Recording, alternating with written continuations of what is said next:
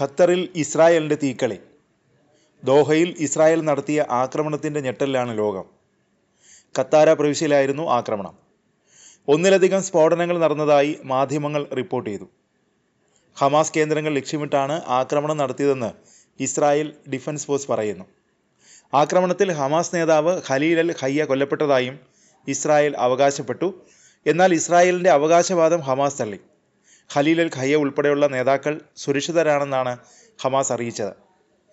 ഖലീൽ അൽ ഹയ്യ, Khalid Meshal, സഹർ ജബാരിൻ തുടങ്ങിയവർ ഉൾപ്പെടെ ആക്രമണത്തിൽ ലക്ഷ്യമിട്ട എല്ലാ മുതിർന്ന നേതാക്കളും സുരക്ഷിതരാണെന്നാണ് മിഡിൽ ഈസ്റ്റ് ഐ റിപ്പോർട്ട് ചെയ്യുന്നത്. US മുന്നോട്ട് വെച്ച ഗാസ വെടിനിർത്തൽ നിർദ്ദേശങ്ങൾ ചർച്ച ചെയ്യാനാണ് ഖത്തറിൽ ഹമാസിൻ്റെ നേതാക്കൾ കൂടിക്കാഴ്ച നടത്തിയതെന്ന് മിഡിൽ ഈസ്റ്റ് ഐ റിപ്പോർട്ട് ചെയ്യുന്നു. ആക്രമണത്തിൽ ഖലീൽ അൽ ഹയ്യയുടെ മകൻ ഹമാം അൽ ഹയ്യയും അദ്ദേഹത്തിൻ്റെ ഓഫീസ് ഡയറക്ടർ ജിഹാദ് ലുബാദും കൊല്ലപ്പെട്ടു. നിരവധി പേർക്ക് പരിക്കേറ്റു. മിഡിൽ ഈസ്റ്റ് ഐ റിപ്പോർട്ട് ചെയ്യുന്നു. ആക്രമണത്തെ ന്യായീകരിച്ചുകൊണ്ട് ഇസ്രായേൽ പറഞ്ഞത് ഇങ്ങനെയാണ്: ദോഹയിലാണ് ഹമാസിൻ്റെ നേതാക്കൾ തീവ്രവാദ പ്രവർത്തനങ്ങൾ ആസൂത്രണം ചെയ്തിരുന്നത്. ഇവരെ ലക്ഷ്യമിട്ട് ഞങ്ങൾ ഓപ്പറേഷൻ നടത്തി. ഞങ്ങൾ ലക്ഷ്യമിട്ടത് കഴിഞ്ഞ ഒക്ടോബർ 7-നുണ്ടായ കൂട്ടക്കൊലയ്ക്ക് ഉത്തരവാദികളായവരെയാണ്. IDF പുറത്തിറക്കിയ കുറിപ്പിൽ ഇങ്ങനെയാണ് പറയുന്നത്.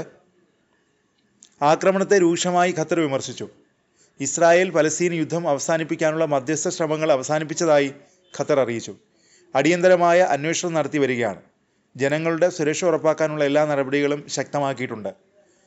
ഇത്തരം ക്രിമിനൽ കടന്നാക്രമണങ്ങൾ ഒരു കാരണവശാലും ഖത്തർ അംഗീകരിക്കില്ല. ഇസ്രായേലിൻ്റെ ഭീരുത്വമാണ് വെളിവായിരിക്കുന്നത്. ഖത്തറിൻ്റെ പരമാധികാരത്തിന് വെല്ലുവിളി ഉയർത്തുന്ന പ്രവർത്തനങ്ങൾ ഒരിക്കലും അംഗീകരിക്കില്ല. വീണ്ടും വിചാരമില്ലാത്ത ഇസ്രായേലിൻ്റെ ഇത്തരം പ്രവർത്തനങ്ങളോട് സഹിഷ്ണുത പുലർത്താൻ ഖത്തറിനാവില്ല. ഖത്തർ വിദേശകാര്യ മന്ത്രാലയം വ്യക്തമാക്കി. ആക്രമണം US-നെ നേരത്തെ അറിയിച്ചിരുന്നു എന്നാണ് ഇസ്രായേൽ മാധ്യമങ്ങൾ റിപ്പോർട്ട് ചെയ്യുന്നത്. ഇസ്രായേലിനും ഹമാസിനും ഇടയിലുള്ള മധ്യസ്ഥ ചർച്ചകൾ നടത്തുന്ന പ്രധാന രാജ്യമായിരുന്നു ഖത്തർ. ആക്രമണത്തിന് US പ്രസിഡന്റ് ഡൊണാൾഡ് ട്രംപ് അംഗീകാരം നൽകിയതായി ചാനൽ 12 റിപ്പോർട്ട് ചെയ്തു. സ്ഫോടനത്തിൻ്റെ പശ്ചാത്തലത്തിൽ US എംബസി പൗരന്മാർക്ക് മുന്നറിയിപ്പ് നൽകി. ഖത്തറിലെ US പൗരന്മാർ സുരക്ഷിത കേന്ദ്രത്തിലേക്ക് മാറാനാണ് നിർദ്ദേശം.